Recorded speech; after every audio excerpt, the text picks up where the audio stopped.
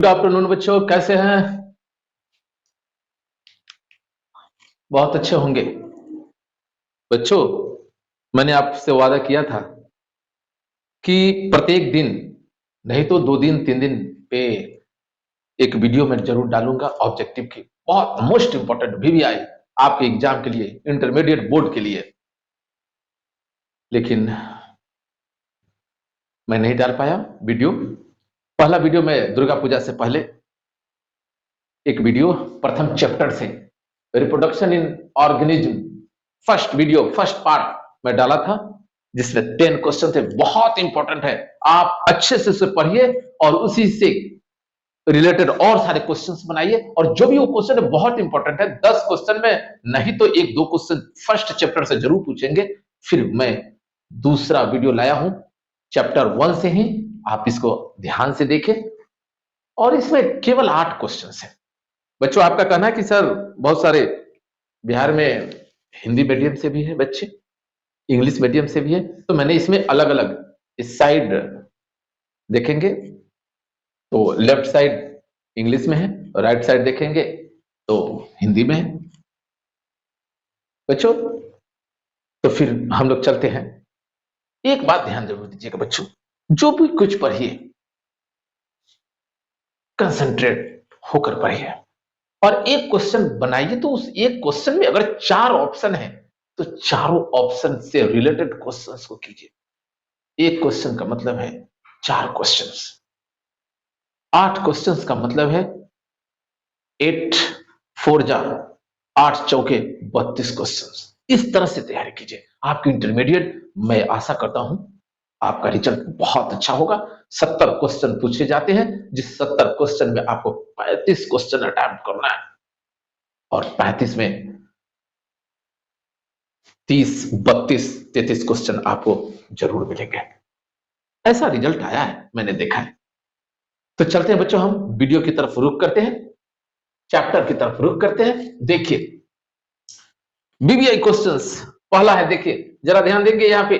Which of the following, ध्यान दीजिए, विच of the following haploid plant body, which of the following haploid plant body. बच्चों ये 11th का part से बहुत सारे ऑर्गेनिज्म आइदर द प्लांट्स और द एनिमल क्या होते हैं कि हैप्लॉइड, जिनके बॉडी सेल्स पाए जाते हैं, जैसे मोनेरा। मोनरे का बहुत अच्छा उदाहरण क्या होता है, बैक्टीरिया। हैप्लॉइड बॉडी है, तो हैप्लॉइड बॉडी अगर उसका शारीरिक संरचना हैप्लॉइड है यानी कि अगुणित है, तो ऑटोमेटिक है कि उसके द्वारा जो गैमेट्स बनेंगे वो भी हैप्लॉइड होंगे। और उस हैप्लॉइड जो होंगे तो उस हैप्लॉइड बॉडी में माइटोसिस की क्रिया के द्वारा गैमेट बनेंगे। ये क्वेश्चन जान के बहुत अच्छा लगा। तो हम चलते हैं, which of the following haploid plant body, algae ये भी होगा, फंगी, ब्रायोफाइट्स, दैट मींस इसका आंसर जो होगा वो ऑल ऑफ एबव होगा। तो बच्चों याद कर जाइए, याद कर जाइए, मैं यहां लिख रहा हूं, याद कर जाइए। क्या करेंगे कि हैप्लॉइड बॉडी जो होते हैं वो किसका किसका होता है, मोनेरा हैप्लॉइड बॉडी है। इसका जो है गैमेट जो बनेगा वो भी हैप्लॉइड ही बनेगा। गैमेट जो बनेगा उस किसके द्वारा बनेगा, तो माइटोसिस के द्वारा बनेगा, मियोसिस के द्वारा नहीं बनेगा। गैमेट का निर्माण मियोसिस के द्वारा उसी का बनता है जिसका सोमैटिक सेल डिप्लॉयड होता है। चलते बच्चों, Monera, Bryophyta, sorry Monera, algae, algae, algae thallophytes में आते, फंगी, कवक, ब्रायोफाइट, ब्रायोफाइट, ये सब के सब जो है बच्चों वो क्या है, हैप्लॉइड बॉडी है। फिर डिप्लॉयड क्या है, तो चलिए ब्रायोफाइट के बाद डिप्लॉयड वाला भी जान जाइए, लिख दे रहा हूं एक क्वेश्चन। डिप्लॉयड, डिप्लॉयड बॉडी क्या होंगी, डिप्लॉयड बॉडी। तो चला देखिए डिप्लॉयड बॉडी में क्या होगा, जिम्नोस्पर्म,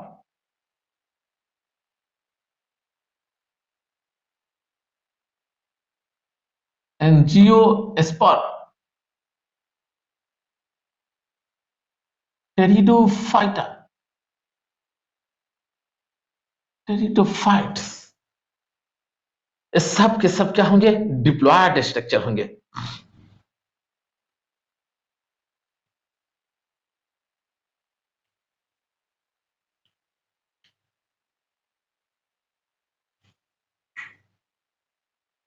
क्या होंगे? Diploid structure. Gymnosperm, angiosperm, pteridophyte, ये सब के सब क्या होंगे? डिप्लॉयड होंगे।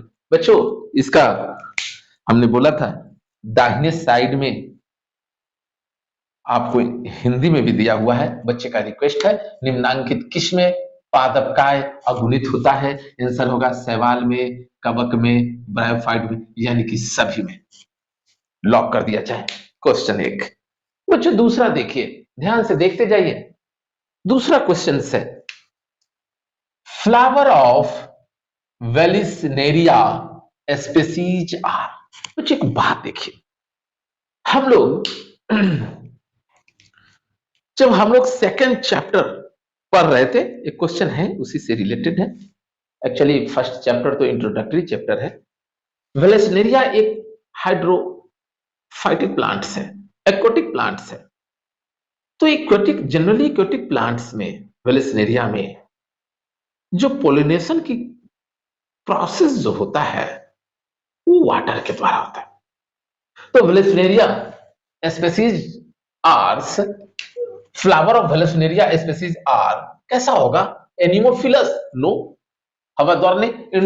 इंट्रोमोफिलस नहीं। कि पतंग द्वारा नहीं। हाइड्रोफिलस। इसका आंसर क्या होगा? हाइड्रोफिलस होगा। लॉक कर दीजिए। बच्चों ये सामने ही है, वेलेसनेरिया का पुष्प है, ऐसा है जल परागित। एकदम ये बीबीआई क्वेश्चन है, आप मानिए या ना मानिए, आप, मैं तो बस कह ही सकता हूं ना, करना तो आपको है।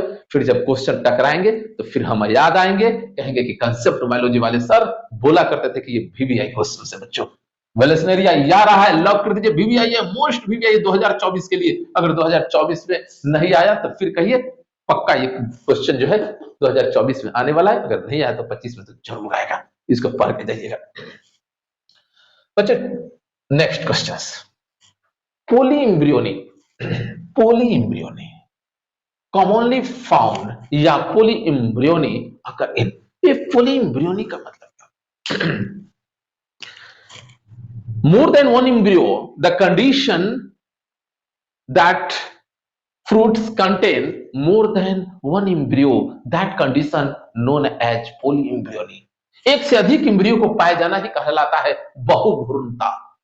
बहुभ्रूणता बच्चों, बहुभ्रूणता किस में पाया जाता है? साइट्रस प्लांट में पाया जाता है, लेमन में पाया जाता है। यस, देख लीजिए होगा आंसर यहां पर। पोलीइम्ब्रियोनी क्या बनाना में पाया जाता है? नहीं, गलत। टोमेटो में नहीं, पोटैटो में नहीं, किसमें पाया जाता है? साइट्रस प्लांट में पाया जाता है। खट्टा, लेमन, लेमन वाला पानी। आंसर देखिए, बहुभुनता निम्नलिखित में किस में होता है? हिंदी में भी है बच्चों। केला में नहीं, टमाटर में नहीं, आलू में नहीं, नींबू में। यस। नेक्स्ट, दिख रहा है ना? यस।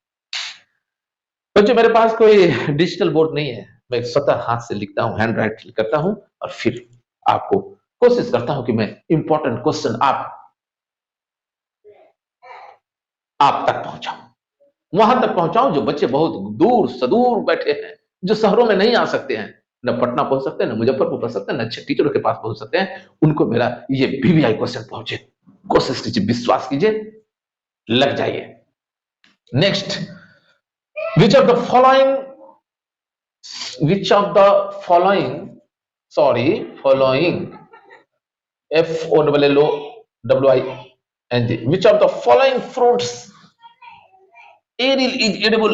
निम्नलिखित में से कौन, लिखा है किस फल में बीज खोल खाया जाता है, एरिल खाया जाता है? निम्नलिखित किस फल में बीज चोल, एरिल खोल लिख दिया, चोल होता है बेटा, गलती हो गई, चलिए काट।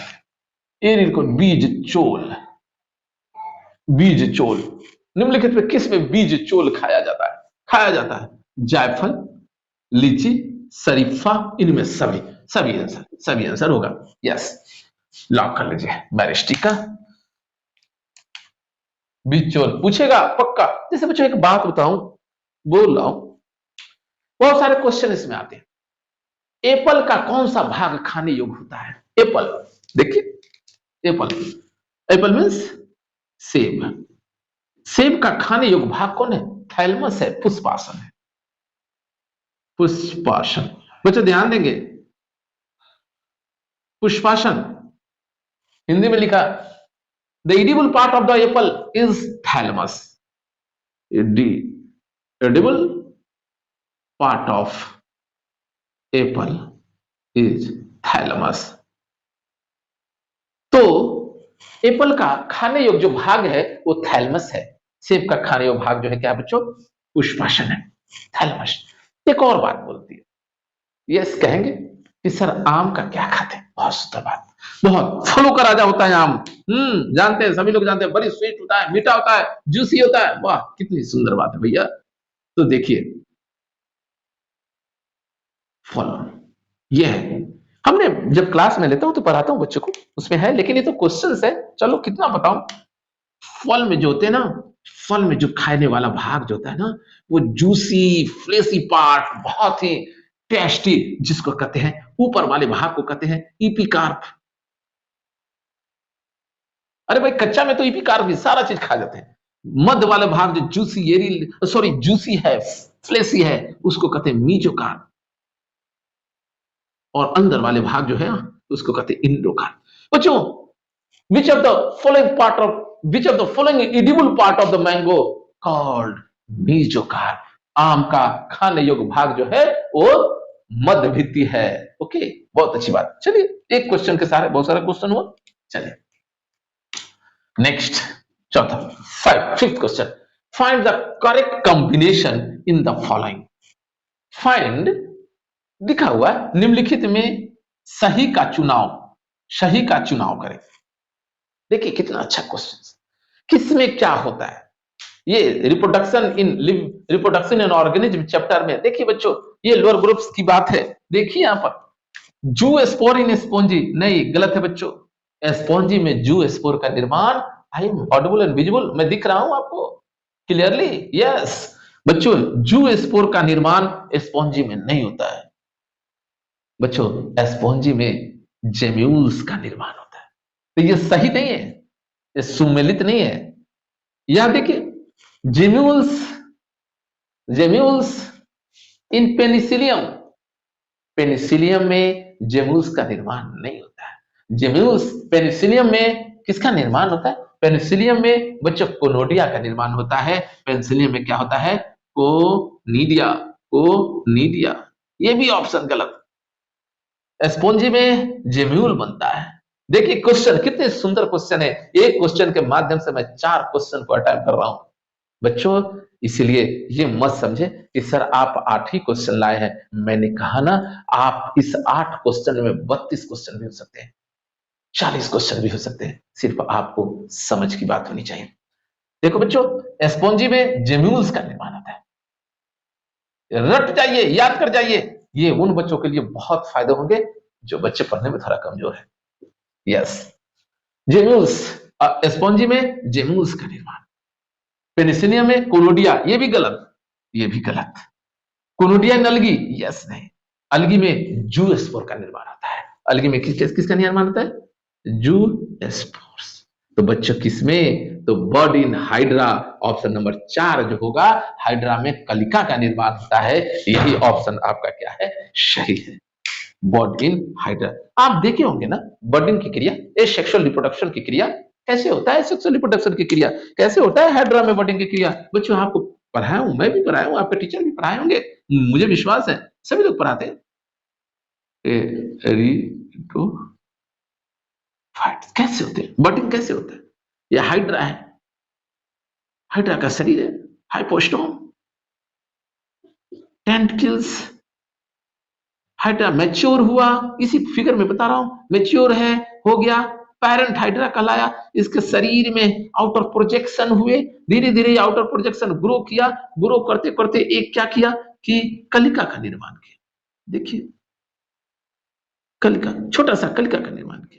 फिर ये क्या हुआ, फेवरेबल कंडीशन में, नॉर्मल टेम्परेचर प्रेशर में, ये बर्ड, जिसको बर्ड बोलते हैं, बर्ड बना, यही बर्डिंग कहते हैं, कलिका।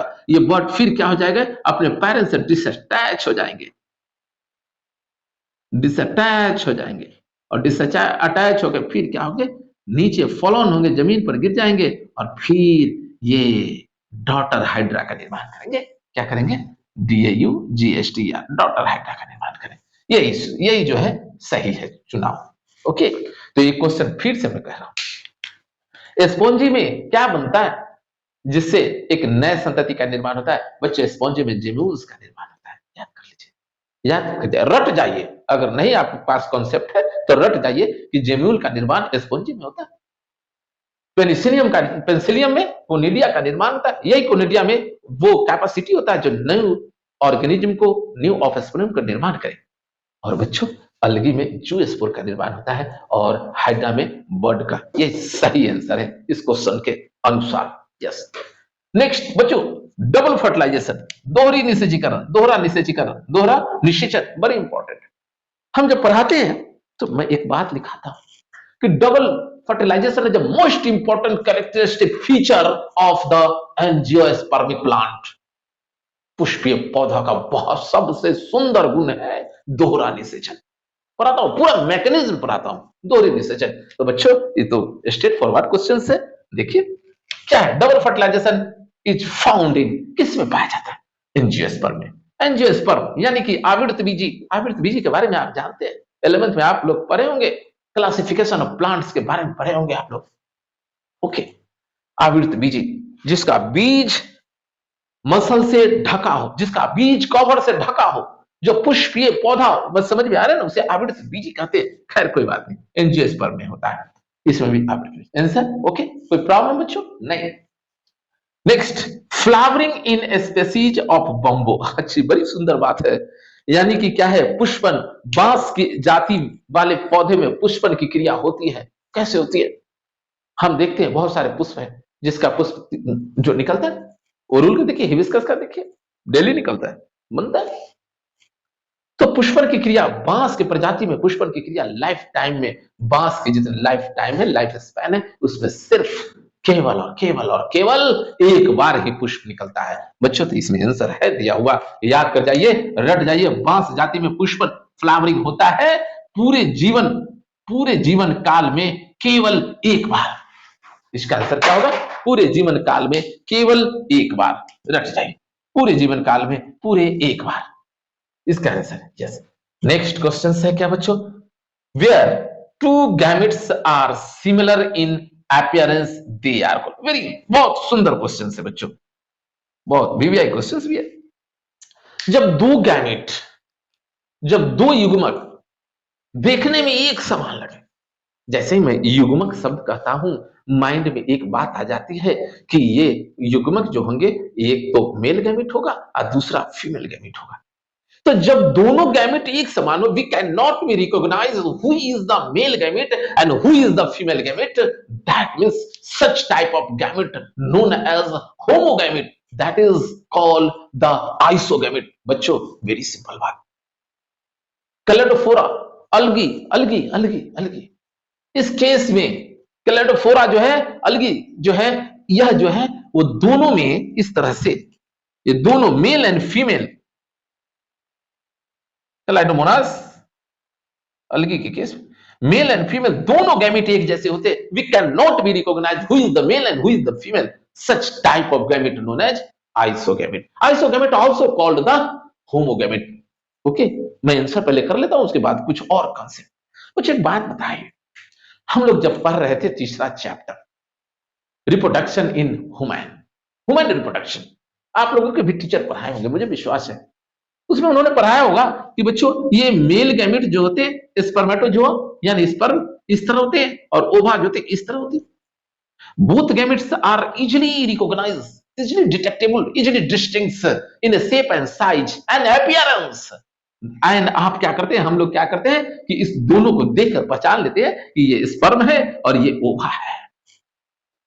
तो अगर हम किसी गैमेट को देखकर जान ले कि भाई ये गैमेट मेल है वाला गैमेट है, ये फीमेल वाला गैमेट है, तो इस गैमेट को हम लोग, दोनों अलग अलग हो गए, तो इस गैमेट को हम लोग कहेंगे हेटेरोगैमेट। क्या कहेंगे? हेटेरोगैमेट, या यस वेरी गुड, या एन आइसोगैमेट। कोई दिक्कत नहीं। तो ह्यूमन बीइंग का क्वेश्चन पूछ सकता है कि मानव का जो गैमेट है वो आइसोगैमेट है या हेटेरोगैमेट है। वो होमोगेमिट है या क्या बोलते हैं एनाइसोगेमिट है।